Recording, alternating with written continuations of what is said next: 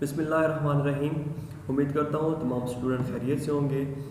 Last lecture के अंदर हमने some special type of sets पढ़े थे और उसकी जो नेक्स्ट एक्सरसाइज है वो उसी डेफिनेशन को आप माइंड में रखेंगे तो आप एक्सरसाइज सॉल्व कर सकते हैं। ठीक है, आज भी हम जस्ट डेफिनेशंस पढ़ेंगे विद एग्जांपल के साथ। तो इससे जो अगली एक्सरसाइज है वो आप इन्हीं डेफिनेशंस को माइंड में रखेंगे तो आप मुकम्मल सॉल्व कर सकते हैं। ठीक है, तो chapter number 1 class 6 introduction to set हमने स्टार्ट किया था। सबसे पहले डेफिनेशन है सबसेट। ठीक है, if each element of set A is also an element of another set B then set A is called the subset of B. ठीक है, वो कहते हैं अगर हमारे पास दो सेट मौजूद हो और दो सेट के एलिमेंट ऐसी हो कि जो सेट ए हो उसके तमाम के तमाम एलिमेंट सेट बी के अंदर पाए जाते हो, तो जो सेट ए होगा वो सेट बी का सबसेट कहलाएगा। और इसको सिंपली हम इस तरह यू सेट नोट करते हैं और इसको बोलते क्या है, A subset of set B. ठीक है, then it means that A subset of B. For example A B हमारे पास गिवन है 0 से लेकर 10 तक और 1 ए के हमारे पास गिवन है 1 से लेकर 3 तक। तो यहाँ पे देखो 1 2 3 ये तमाम के तमाम एलिमेंट्स बी के अंदर मौजूद पाए जाते हैं, तो ये क्या होगा, ए होगा, सबसेट होगा बी के साथ। ठीक है, इस तरह आपको एक्सरसाइज के अंदर दो सेट्स गिवन होंगे और वो आपसे पूछेंगे कि ये बताओ क्या ये सबसेट्स हैं या नहीं। तो आपने यही चेक करना है किसी एक सेट के जो एलिमेंट्स हैं क्या वो दूसरे सेट के एलिमेंट्स हैं या नहीं है, क्या उसके एलिमेंट्स दूसरे सेट में पाए जाते हैं। अगर तमाम के तमाम पाए जाते हो तो आप क्या कहोगे कि ये वाकई ये सेट दूसरे सेट का सबसेट है।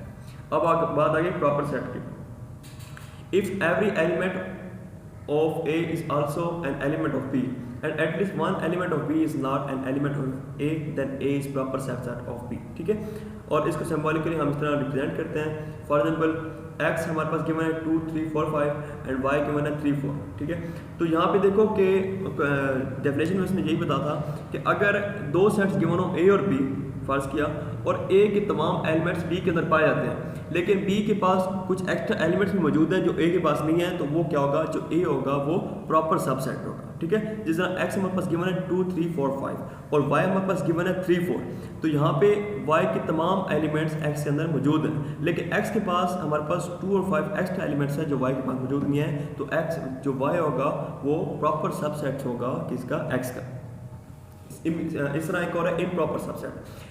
A subset that contain every element of set A is called improper subset। ठीक है, तो प्रॉपर सबसेट में क्या था कि ऐसा सेट होना चाहिए कि एक सेट के पास तो जो एलिमेंट्स हो वो दूसरे के अंदर पाए जाते हो लेकिन दूसरे के पास कुछ एलिमेंट्स ऐसे हो जो दूसरे सेट पहले सेट के अंदर मौजूद ना हो, तो वो होगा प्रॉपर।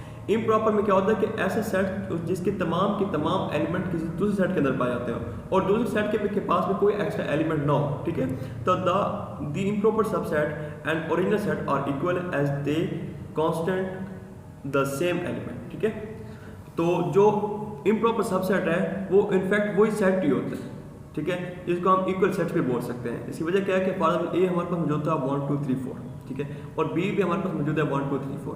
अब दोनों के सेट जो ए सेट के एलिमेंट्स है वो तमाम बी के अंदर पाए जाते हैं और बी सेट के पास कोई एक्स्ट्रा एलिमेंट मौजूद नहीं है जो ए के पास मौजूद ना हो, तो ये क्या होंगे, इम्प्रॉपर सबसेट्स होंगे। अब superset. A superset is a set that contain all element of smaller sets. ठीक है, सुपरसेट वो सेट होता है कि जिसके अंदर जितने भी सेट्स आ रहे हो वो उनकी तमाम एलिमेंट उस सेट के अंदर पाए जाते हैं। फॉर एग्जांपल ए हमारे पास मौजूद है 1 2 3 और बी हमारे पास मौजूद है 1 2 3 4, तो बी हमारे पास क्या होगा, सुपर सेट होगा ए का। Power set. A power set is a set that contain all subset that can be possible created from original set. ठीक है, अगर आपके पास कोई सेट गिवन हो और वो आपसे पूछते हैं किसी पावर सेट बताओ, तो जितने भी उस सेट के सबसेट्स बनेंगे वो क्या होगा, पावर सेट्स होंगे। ठीक है, फॉर एग्जांपल ए हमारे पास गिवन है 1 2 3, तो इसको हमने पावर सेट सबसेट क्रिएट करने हैं, तो इसको लिखने का मेथड क्या है, पहले आप पी लिखोगे तो पी से मुराद पावर सेट है, फिर आप ब्रैकेट के अंदर ए लिखोगे। ठीक है, फिर आपने कर्ली ब्रैकेट स्टार्ट करनी है और जो खाली सेट होता है एम्प्टी सेट वो तमाम सेट का सबसेट होता है। ठीक है, तो सबसे पहले आपने एम्प्टी सेट यूज करना है, फिर आपने जो हर एलिमेंट है उसको इंडिविजुअल लिखना है। ठीक है, जैसे कि यहाँ पे 1 2 3, फिर आपने अब इंडिविजुअल सारे आ गए, फिर आपने उसके बनाने दो फैक्टर, दो एलिमेंट्स को इकट्ठा लिखना है, फिर आपने 1 2 1 3 और 2 3 ये बन के अब दो वाले भी सारे कंप्लीट हो गए। फिर आपने देखना है कि उनके 3 फैक्टर कौन से बनाए जा सकते हैं। यहाँ पे क्या गया 1 2 3, फिर आपने ब्रैकेट क्लोज करते हैं। इस तरह अगर 4 हो तो आपने क्या करना है, पहले खाली सेट, फिर इंडिविजुअल 1 एलिमेंट्स का सेट बना के कर्ली ब्रैकेट के अंदर लिखना है, फिर दो के जो दो एलिमेंट्स को कर्ली ब्रैकेट के अंदर लिखना है, फिर 3 एलिमेंट्स को और फिर अपने 4 एलिमेंट्स को कर्ली ब्रैकेट के अंदर लिखना है। ठीक है, तो जिस तरह सेट्स गिवन होगा आपने उसके मुताबिक। तो पावर जितने अब इस तमाम के तमाम सबसेट को हमने कर्ली ब्रैकेट के अंदर क्लोज कर दिया, तो ये जो सेट होगा ये पावर सेट कहलाएगा ए का, ठीक है।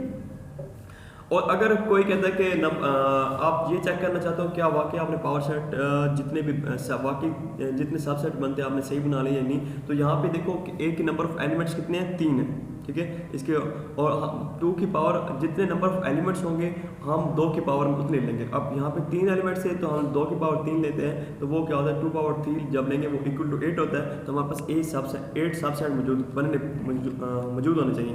अगर 8 सबसेट्स हैं तो तब आपका आंसर ठीक है, अगर 8 से कम है या ज़्यादा तो फिर आपका आंसर गलत होगा, ठीक है।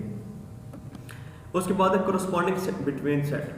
The two set A equal to 1 to 3 and B, A, B, C are said to be 1 to 1 corresponding if each element in A can be paired with a single member of B, ठीक है। तो दो set corresponding 1 to 1 तब कहलाएंगे जब दोनों को अगर पेयर किया जाए तो हर दो सेट के जो एलिमेंट है वो जस्ट एक सेट को अगले सेट के एक एलिमेंट को चूज करें, ठीक है। जैसे कि A हमारे पास मौजूद है 1 to 3 और B हमारे पास मौजूद है A, B, C। तो अब देखो कि हर सेट पेयर का हो सकता है नेक्स्ट सेट के एक एलिमेंट के साथ और दोनों सेट के नंबर ऑफ एलिमेंट्स भी इक्वली हैं, तो ये क्या कहलाएंगे, ये कोरस्पॉन्डिंग सेट्स कहलाएंगे। Cardinal sets, the number of element of set is called its cardinal number, ठीक है। तो जो नंबर ऑफ एलिमेंट होता है किसी भी सेट के उसको हम कार्डिनल नंबर बोलते हैं। जैसे ए हमारे पास सेट गिवन है A, B, C, D, E, तो इसके नंबर ऑफ एलिमेंट्स कितने थे 5, तो इसका जो कार्डिनल ऑफ ए होगा, कार्डिनलिटी ऑफ ए होगा वो क्या होगा हमारे पास 5। तो एक्सरसाइज जो नेक्स्ट है 1E वो आपने खुद सॉल्व करनी है इसी डेफिनेशन को माइंड में रखते हुए।